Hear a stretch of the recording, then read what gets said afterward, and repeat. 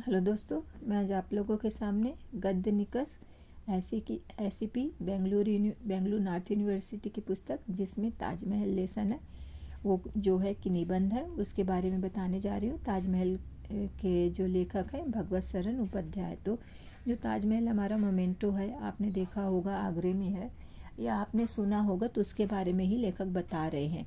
तो सबसे पहले हम लेखक का परिचय जान लेते हैं।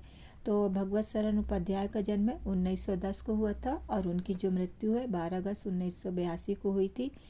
और ये अंतर्राष्ट्रीय स्तर पर बहुत प्रतिनिधि किए थे बहुत सारे लोगों का। और इनकी जो ये है हिंदी विश्व कोश के 4 खंडों का संपादन भी किया था। इन्होंने रिपोर्टाज, नाटक, निबंध सब कुछ लिखे हैं। और इनकी जो रचनाएं हैं ये हैं भारतीय संस्कृति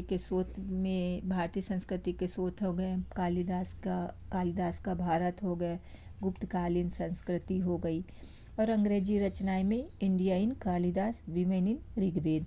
तो चलिए दोस्तों, ताजमहल के बारे में हम जान लेते हैं। तो ताजमहल में यहाँ पे बता रहे हैं कि आदमी जन्मता है, काम मतलब आदमी जन्म लेता है, काम करता है, फिर मर जाता है। आदमी खुद कमज़ोर है पर उसके कर्तव्य जो है बड़े बड़े हैं। उसकी तदबीर बड़ी है, बड़े बड़े जानवरों से, हाथी, ऊँट, घोड़े, सांप से भी बहुत छोटा है, बहुत कमज़ोर है। पर उनसे वह कहीं ज़्यादा चतुर है, कहीं होशियार है। इससे वह इतने बड़े बड़े जानवरों को भी नथ कर अपने बस में कर लेता है, जिनमें शेर, चीते जानवर से भी वह काम नहीं ले पाता, उन्हें भी वह पकड़कर सर कर लेता है। तो यहाँ पे जो हमारे चिड़ियाघर बनाए गए वहाँ पे लाकर बंद कर आदमी को बंद करके उन्हें दिखाने के लिए हमें मौका देता है। यही आदमी का चमत्कार है। तो आदमी जन्मते लाचार होता है, कमज़ोर होता है, जो खड़ा तक नहीं हो सकता, दूसरों के हाथ पलता है, मरने पर तो वह दुनिया से गायब भी हो जाता है। जन्म और मरण के बीच का वह काम करता है, वही काम रह जाता है। उसके कर्तव्य का काम, तदबीर से किया काम, खुद वह तो कमज़ोर है पर उसका काम बड़ा है, वही रह जाता है उसके मरने के सालों सदियों बाद। मतलब हम जो अच्छा काम करके चले जाते हैं वही हमारे मरने के बाद भी हमेशा सालों साल तक रहता है। उसकी वह कीरत चलती रहती है, जीती जागती रहती है। तो आदमी खुद भी तो कमज़ोर है पर उसकी कीरत बड़ी है, उसका बड़ा काम बड़ा है, टिकाऊ है। वह जो करता है, गढ़ता है, वही जल्दी नहीं मरता, उसे वह अपने मरने के बाद भी छोड़ जाता है, उसकी याद दिलाता है। आदमी जीता मरता है पर उसका काम अमर हो जाता है।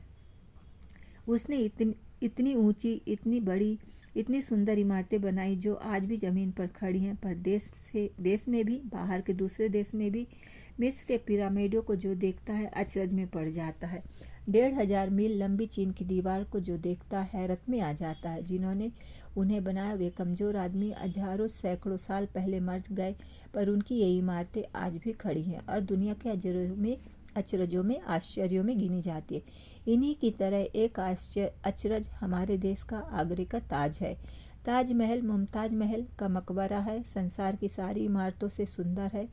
यह ताज इसका सा मधुर कोई सपना नहीं, कोई गीत नहीं, इसका सा कीमती कोई जवाहर नहीं। ताज पिरामिडों की तरह ऊंचा नहीं, चीनी दीवार की तरह लंबा नहीं, पर उनसे कहीं महान इमारत है। उसकी सी प्यारी, उसकी सी अनोखी, उसकी सी नयनाभिराम दुनिया की कोई चीज़ नहीं। आदमी जाता है, ताज को देखता है और चकित हो जाता है, उसी में खो जाता है। उसकी बनावट, उसकी सादगी, उसकी सफाई, उसकी खूबसूरती का शिकार हो जाता है। ताज कैसे बना है? सफ़ेद संगमरमर का बना है। चारों कोनों पर 4 ऊंची बुर्जियाँ जैसे आसमान में तीर मारती हैं। जमुना सूखी नहीं रहती तो समूची इमारत की छाया, मतलब यहाँ पे जो जमुना नदी उसके सामने बह रही है वो सूख गई, अगर सूखती नहीं है तो उसकी छाया से, मतलब ताजमहल की छाया यमुना नदी पर पड़ती रहती है। तो इमारत की छाया उसकी लहरों पर डोला करती है। यह ताज आरजूमंद बानो बेगम की कब्र है, जिसे हम मुमताज बेगम कहते। तो आरजूमंद बानो बेगम प्रसिद्ध मुगल बादशाह शाहजहाँ की मलिका थी।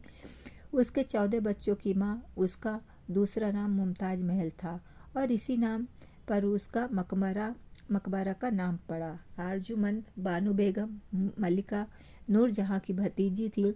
उसके भाई और सम्राट जहांगीर के वाजिर की बेटी। उसी के मरने पर शाहजहां ने यहाँ उसकी कब्र बनवाई। शाहजहां के बराबर शानदार दुनिया में कोई बादशाह नहीं हुआ। उसकी सी शानदार और आलीशान इमारतें किसी ने नहीं बनवाई। ताज बनवाकर वह अपने महल के कमरे में से सालों मरने के समय उसे देखा करता। ताज उसे प्रिय था। इमारत के नीचे उतरकर वह कमरा है जिसमें मुमताज महल और शाहजहां दोनों की कब्रें हैं। उसके चारों ओर 8 कमरे बने हैं जिनमें बराबर कुरान का पाठ हुआ करता है। मधुर कंठ वाले गवैये गाया करते हैं।